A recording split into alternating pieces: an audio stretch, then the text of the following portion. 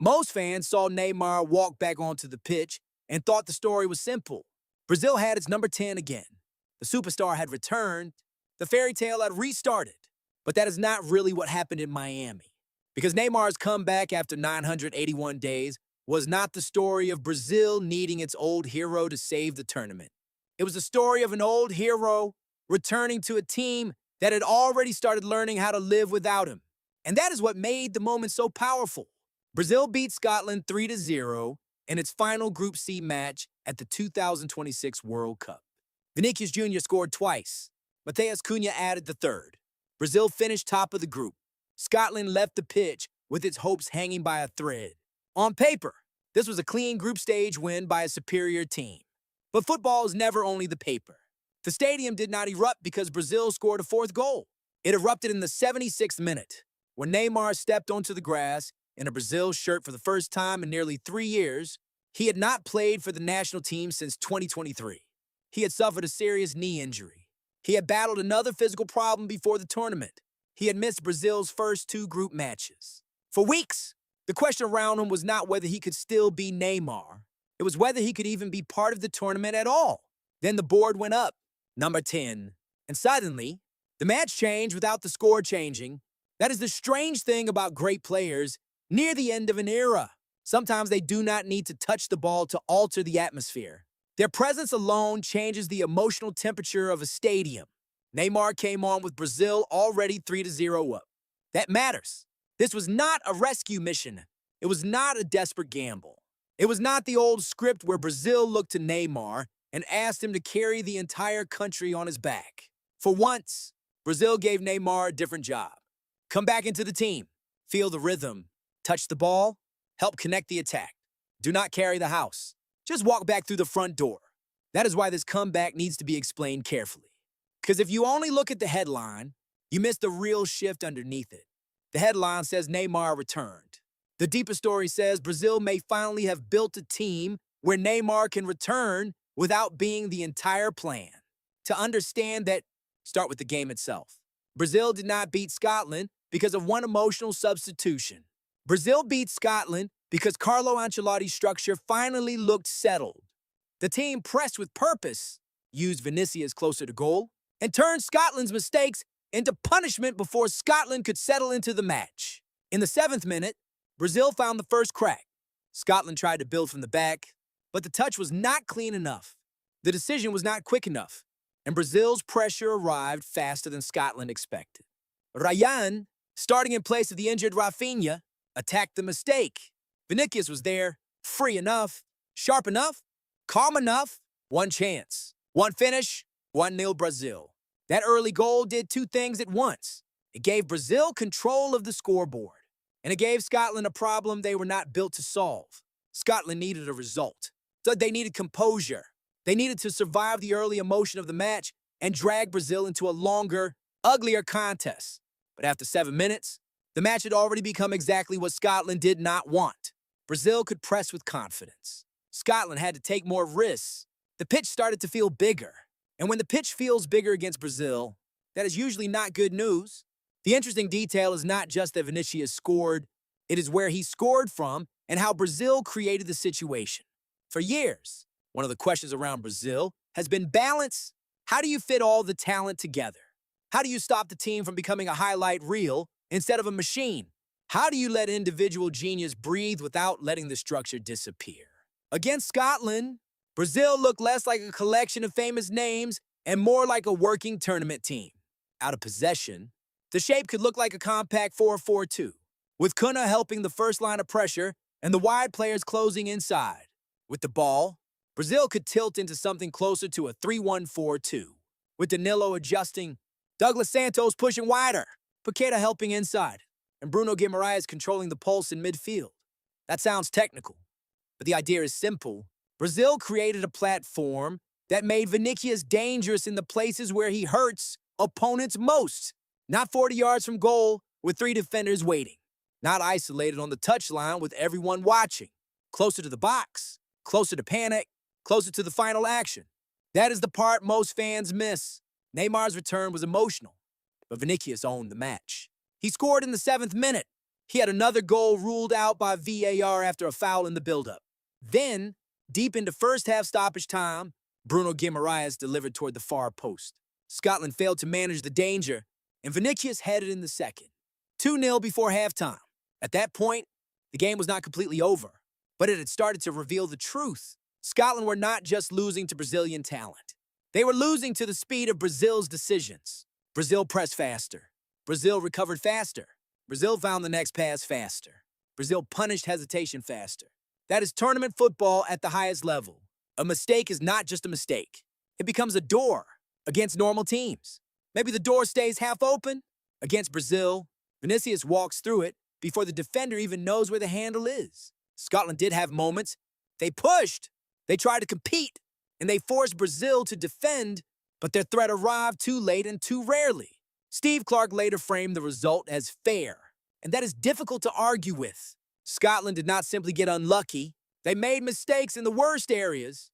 Against one of the worst teams in the world to make mistakes against. By the 60th minute, Brazil had the third.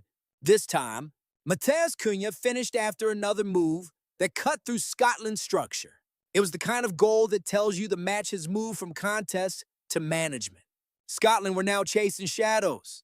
Brazil could rotate, control the tempo, and begin thinking about the knockout stage. Then came the moment everyone had been waiting for. The strange thing is that Neymar entered the match when there was no tactical emergency. Brazil did not need a goal. Brazil did not need a miracle. Brazil needed control, rhythm, and minutes that changed the meaning of his comeback. In the old Neymar era, his presence often came with impossible weight. When Brazil won, Neymar was expected to sparkle. When Brazil struggled, Neymar was expected to solve it. When Brazil lost, Neymar became the emotional center of the national disappointment. That is not a football role. That is a national weather system. The 2014 injury, the 2018 pressure, the 2022 heartbreak, the endless debate over fitness, leadership, legacy, and whether Brazil's most gifted player of his generation could ever deliver the World Cup moment that had followed him since he was a teenager. Then came the long absence. The knee injury in 2023 did not just take Neymar off the pitch. It pushed Brazil into a future they had been delaying. Without him, other players had to become louder in football terms. Vinícius had to grow into a central figure. The midfield had to find new connections.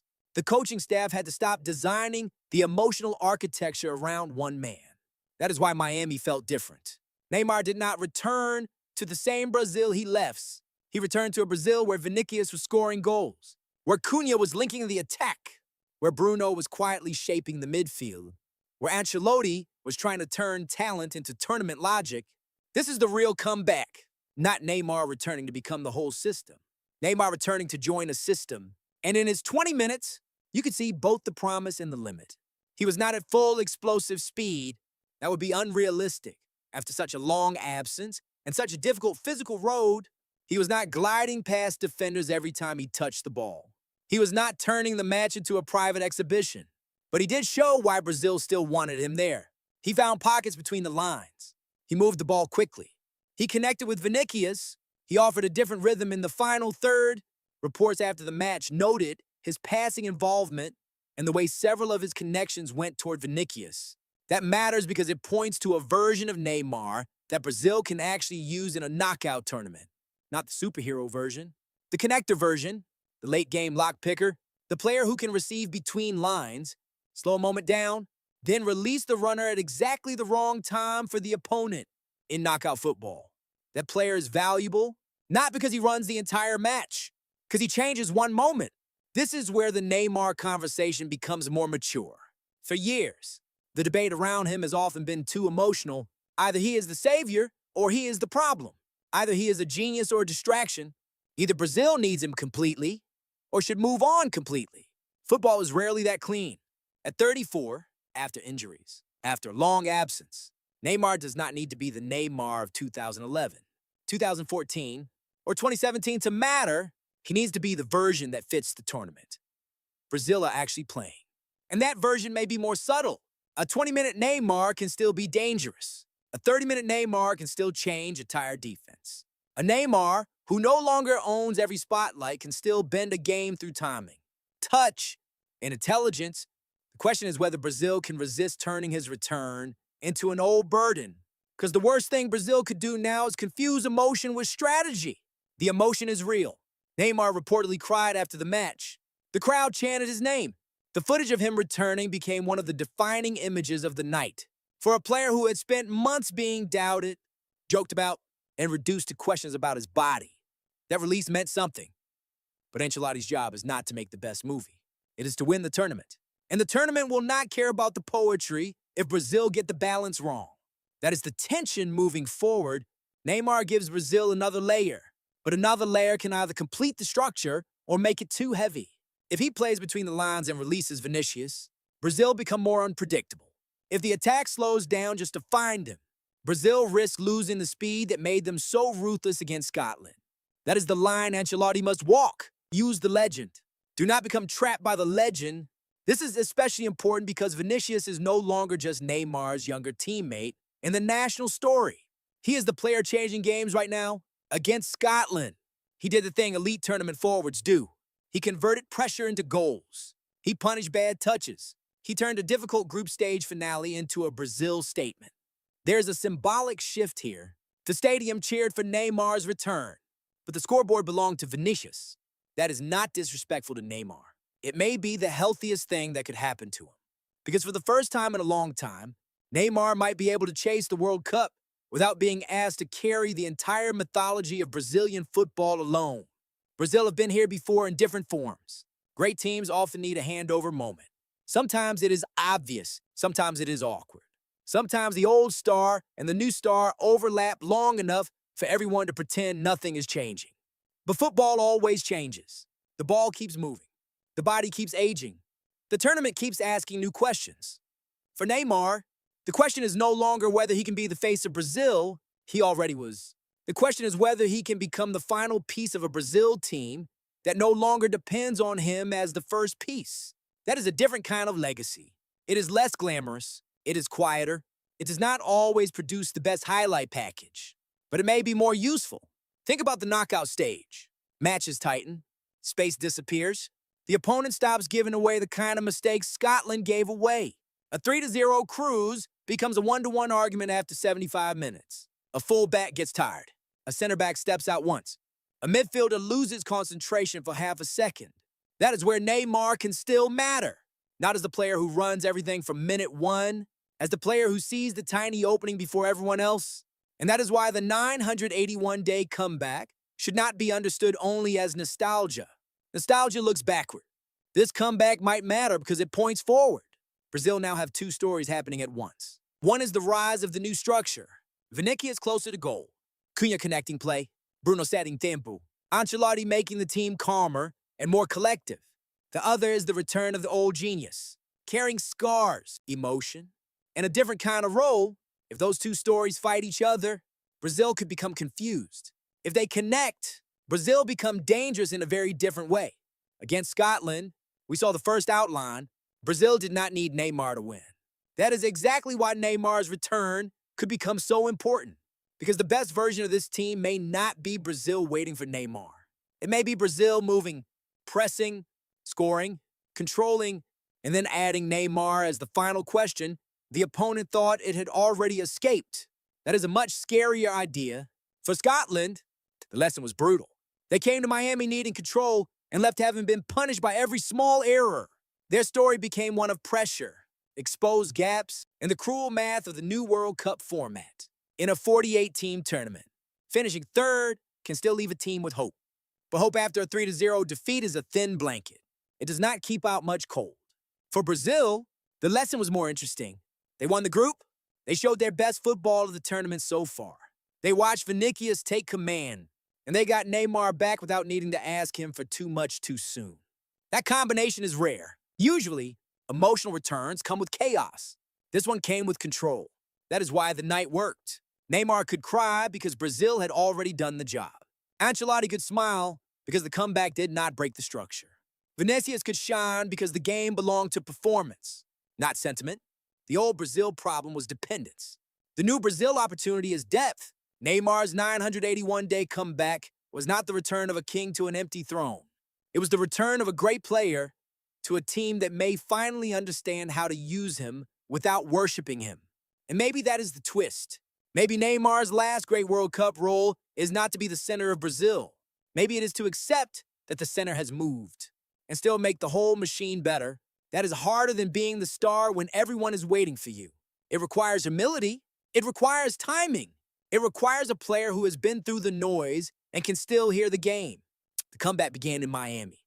But the real test is not whether Neymar could step back onto the pitch against Scotland with Brazil 3 goals ahead. The real test comes later, when Brazil are not comfortable, when the knockout stage closes in, when the match slows, when the pass is not obvious, when the old number 10 has one moment to prove that he is not just back, he is useful. Because after 981 days, the most important question is not whether Neymar can still make people feel something. He already did. The question is whether he can help Brazil win something, and that answer is still waiting in the knockout stage.